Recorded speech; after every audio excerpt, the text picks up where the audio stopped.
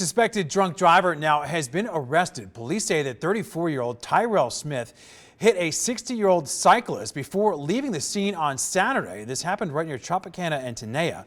Well, the man who was hit later died from his injuries at the hospital. And tonight, law enforcement right now is sounding the alarm about drinking and driving. They are also threatening right now to crack down on anyone not following the law.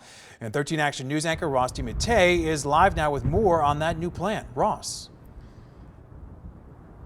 Yeah, Todd, when you break down the numbers, year over year, DUIs were on the decline from November to December, but then skyrocketed to start the year, up 12% this January compared to last January. So as more people head out, local law enforcement is gearing up to crack down on drunk drivers and keep our streets safe. If I had to pick one behavior, it would be people continuing to drive impaired. And unfortunately, we saw that this weekend. Police suspect a drunk driver is to blame for a crash that killed a bicyclist over the weekend, and it's catching the attention of Nevada's Office of Traffic Safety. It was exactly what we expect on our roadways that we're trying to prevent. DUI, speed, reckless driving. These are all, key causes of fatalities. And so we have to make sure that we're able to address those through education and enforcement. So as our city continues to reopen and the roads become busier, Bennett says you can expect to share them with more law enforcement officers who have zero tolerance for dangerous driving. Unfortunately, we continue to experience a pretty steady problem with DUIs throughout the pandemic.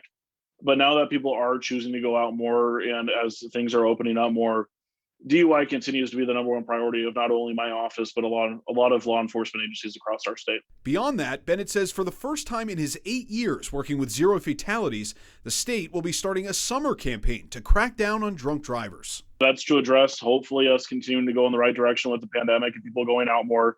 And we're going to follow that up with enforcement. We want to make sure that the message is clear, and our message is drive sober, period. And if you choose not to follow that advice, we will follow it up with enforcement.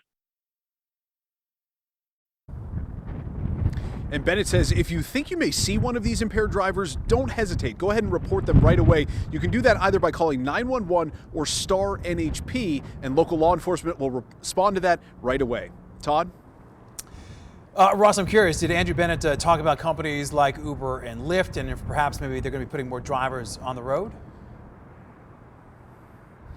Yeah, it's an interesting point because we have seen that it's been scarce trying to get some of these Uber and Lyft drivers during the pandemic. I asked him that very question. He said he can't really speak to staffing of those companies, but that is exactly why he encourages anyone who's going out on the town to make a plan ahead of time, especially with a designated driver, a sober friend who's either at home or with you, who can give everyone a safe ride home. Todd, we'll send it back to you. Always good to have a plan. All right, Ross, thank you for that one.